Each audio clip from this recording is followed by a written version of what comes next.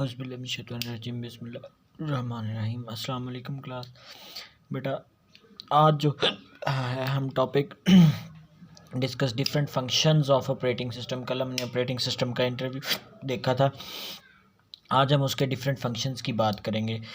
तो different function जो CPU perform करता है, डिफरेंट काम जो टास्क जो सीपीयू परफॉर्म करता है, ऑपरेटिंग सिस्टम परफॉर्म करता है, नॉट सीपीयू, ऑपरेटिंग सिस्टम की बात हो रही है। तो ऑपरेटिंग सिस्टम परफॉर्म करता है, उसमें पहला फंक्शन है बूटिंग। बूटिंग ऐसा अमल है जिसमें हम कंप्यूटर को स्टार्ट करते हैं या रीस्टार्ट करते हैं। स्टार्टिंग या रीस्टार्टिंग का यहाँ पे वो कहेगा। तो कंप्यूटर को स्टार्ट करना या रीस्टार्ट करने का जो प्रोसेस है वो बूटिंग कहलाता है। जैसे ही आप कंप्यूटर को स्टार्ट करते हैं तो ऑपरेटिंग सिस्टम का एक ख़ास हिस्सा होता है जिसे आप कर्नल वर्जन बोलते हैं, वो रैम में लोड हो जाता है और वो हार्ड डिस्क के फर्स्ट सेक्टर और फर्स्ट ट्रैक पे होता है। हार्ड डिस्क ट्रैक और सेक्टर में बनी होती है, तो फर्स्ट ट्रैक और फर्स्ट सेक्टर पे होता है, तो वो वहाँ से रैम में लोड हो जाता है। उसके लोड होने का, रैम में लोड होने का प्रोसेस कहलाता है बूटिंग। और फिर वो सारे सिस्टम की नॉर्मल कंपोनेंट को क्या करता है, चेक करता है कि सारे प्रॉपरली वर्क कर रहे हैं या नहीं कर रहे हैं। That is called a booting process. ठीक है, प्रोसेस। तो booting is the process of starting या रीस्टार्टिंग। कंप्यूटर को चलाने का जो अमल है is called booting. The computer operating system starts the computer to work, it check the computer and make it ready to work. वो इसके सारे कंपोनेंट को चेक करता है। मैंने बताया वो कर्नल वर्जन में खास इंस्ट्रक्शंस होती हैं जिसको चलाने और इसके कंपोनेंट को चेक करने के लिए होती हैं। दूसरी बात करता है मेमोरी मैनेजमेंट। मेमोरी मैनेजमेंट बेटा इसका एक दूसरा कंपोनेंट है। मेमोरी कौन सी, जो आपकी रैम वाली मेमोरी है उसको मैनेज करने की बात कर रहा है। यानी आपकी मेमोरी में इकट्ठे एक साथ जो प्रोग्राम भी चल रहे होते हैं और साथ में आपका डाटा भी चल रहा होता है। तो कभी ऐसा नहीं हुआ कि प्रोग्राम और डाटा एक दूसरे के साथ मिसमैच हो जाएं, क्योंकि ऑपरेटिंग सिस्टम उन दोनों को मैनेज करता है और अलग अलग रखता है। तो मेमोरी को मैनेज करने के लिए उसके अंदर एक प्रोग्राम होता है बाकायदा, जो उस पूरी मेमोरी की मैनेजमेंट को क्या कर रहा होता है, कंट्रोल कर रहा होता है। वो उसको दो हिस्सों में डिवाइड कर देता है मेमोरी को। टास्क यानी एक सिस्टम यूज़ के लिए और एक आपके पास टास्क के डिफरेंट टास्क जो आप इनपुट करते हैं उनके यूज़ के लिए। ठीक है, तो फिर वो कहता है it is also an important function of operating system. The memory can not be manage without any operating system. किसी भी ऑपरेटिंग सिस्टम सॉफ्टवेयर के बगैर मेमोरी मैनेज नहीं हो सकती। Different program and data execute in memory at one time. एक ही वक्त में काफ़ी सारा डाटा और प्रोग्राम एक साथ मेमोरी में चल रहे होते हैं। If there is no operating system, अगर कोई ऑपरेटिंग सिस्टम ना हो, द प्रोग्राम में मिक्स विद ईच अदर, तो वो एक दूसरे के साथ मिक्स हो जाएंगे। The system will not work properly, और वो सही से काम नहीं करेगा। तो ऑपरेटिंग सिस्टम इसको मैनेज करता है मेमोरी को, और मेमोरी की एलोकेशन, मेमोरी की डी एलोकेशन, मेमोरी किस को कौन सा जो है वो डाटा या इंस्ट्रक्शन मेमोरी के किस जगह पे पड़ी हुई है, कब फ्री हो रहा है, उसकी जगह पे कब कोई दूसरा आ रहा है, एलोकेशन, डी एलोकेशन, ये सारा कुछ जो है वो मैनेज करता है। Loading and execution.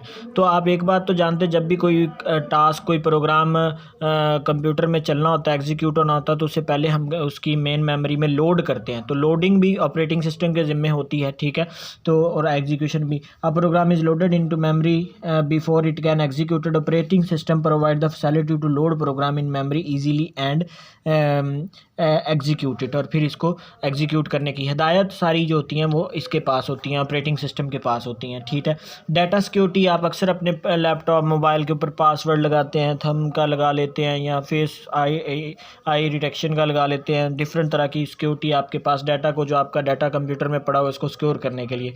Important part of computer system, the operating system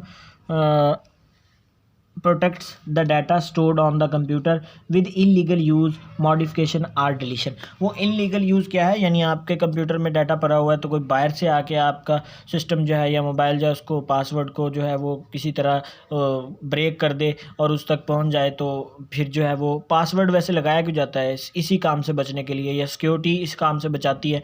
अगर आपके मोबाइल पे कोई पासवर्ड नहीं लगा हुआ तो आप किसी के हाथ लग जाए तो आपके इंपॉर्टेंट डाटा तक उसकी रसाई हो जाएगी। वो उसमें से किसी चीज़ को निकाल ले या कुछ एक्स्ट्रा ऐड कर दे या कुछ भी किसी को कोई टेक्स्ट कर दे, तो ये सारी टाइप की जो है वो कन्फ्यूजन से बचने के लिए हम क्या करते हैं, डाटा सिक्योरिटी, यानी आप उस चीज़ को मोबाइल के ऊपर थंब का या अपने लैपटॉप के ऊपर थंब का या फेस का या फिर पासवर्ड या पैटर्न टाइप जो है वो डिफरेंट काइंड है सिक्योरिटी की, सिक्योरिटी लगाते हैं ताकि इन सारी चीज़ों से क्या किया जा सके, बचा जा सके। ठीक है, उसके बाद disc management.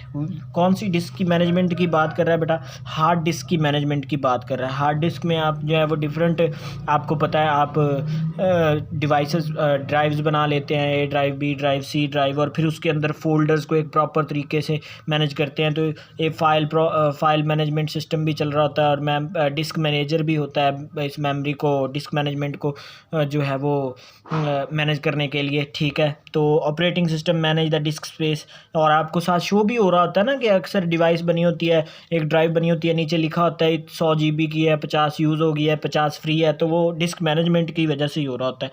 It manage the store files and folder in proper way, ख़ास अंदाज में जो है वो उनको स्टोर करता है। प्रोसेस मैनेजमेंट, प्रोसेसर मैनेजमेंट, ये आपके CPU की बात कर रहा है।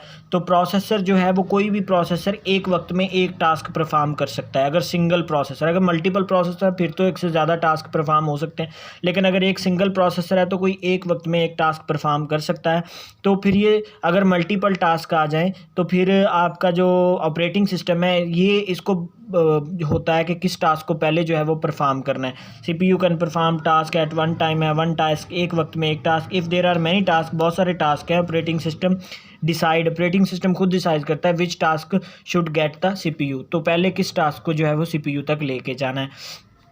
तो डिवाइस कंट्रोलिंग, ये आपके पास डिफरेंट टाइप की डिवाइसेस, इनपुट आउटपुट डिवाइसेस जो आप सिस्टम के साथ लगाते हैं, उनको ऑपरेटिंग सिस्टम जो है कंट्रोल करता है, कॉन्फ़िगर करता है, तो उसे आप बोलते हैं device controlling. Control all devices attach to the computer, आप फ्लैश लगा के देख लें, memory card, mouse, scanner, different type की devices, they hardware devices are controlled with the help of small software called device drivers. अगर आपने sound, अक्सर system में इसकी एग्जांपल मैं देता हूँ कि आप स्पीकर भी लगे होते हैं लेकिन आवाज़ नहीं आ रही होती, तो अगर आप देखें तो क्या नहीं होता है कि उस साउंड ड्राइवर नहीं होते, यानी साउंड को कंट्रोल करने वाला प्रोग्राम नहीं होता है उसमें, तो आप फिर क्या करते हैं, साउंड ड्राइवर, ये एक ऑपरेटिंग सिस्टम का आजकल बिल्ट इन इसमें आता है, तो ये ऑपरेटिंग सिस्टम का एक पार्ट है। ठीक है, एक प्रोग्राम है जिसके ज़रिए से आप डिफरेंट डिवाइसेस को क्या करते हैं, कंट्रोल करते हैं। आप फ्लैश लगाते हैं तो आप देखा है कि वो कॉन्फ़िगर करने लग जाता है, तो वो कंट्रोल कर रहा होता है। प्रिंटिंग कंट्रोलिंग, प्रिंट को भी आपके ऑपरेटिंग सिस्टम ही कंट्रोल करता है। अगर आप एक वक्त में एक से ज़्यादा प्रिंट की कमांड दे दें तो उन सबको एक दूसरे के साथ मैच नहीं होने देता।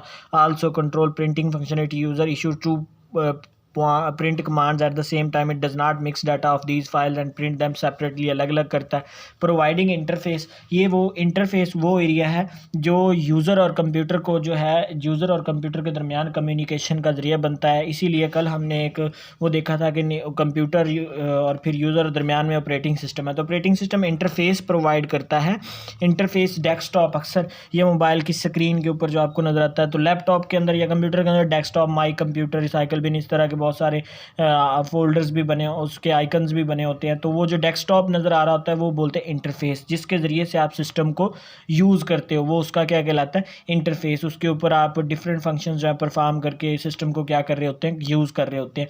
तो interface basically the connection point है between the user and the computer, communication का ज़रिया है between the user and the computer. ठीक है, तो every operating system provide an interface, हर ऑपरेटिंग सिस्टम का ही एक इंटरफेस होता है। तो बेसिकली इंटरफेस की दो टाइप्स होती हैं, एक होता है कमांड लाइन इंटरफेस, दूसरा होता है ग्राफिकल यूज़र इंटरफेस। ग्राफिकल, ये जो आजकल आप लेटेस्ट मोबाइल या लैपटॉप की बात करें तो आप विंडोज़ यूज़ करते हैं लैपटॉप में, तो आपको ग्राफ की फॉर्म में माई कंप्यूटर का एक आइकन और रिसाइकल बिन, इस तरह बहुत सारे आइकन, फोल्डर्स के आइकन मिल जाते हैं, ये ग्राफिकल फॉर्म है उसकी। ठीक है, इमेज की फॉर्म में। ठीक है, ये ज़्यादा यूज़ करना आसान है, ये अनएजुकेटेड यूज़र्स के लिए भी इसको जो है इस्तेमाल करना ईजी होता है। लेकिन जो कमांड लाइन यूज़र इंटरफेस है वो थोड़ा सा डिफ़िकल्ट होता है, वो पुरानी मेथडोलॉजी, उसमें आपको कमांड टाइप करके डाटा को स्टोर करना पड़ता है।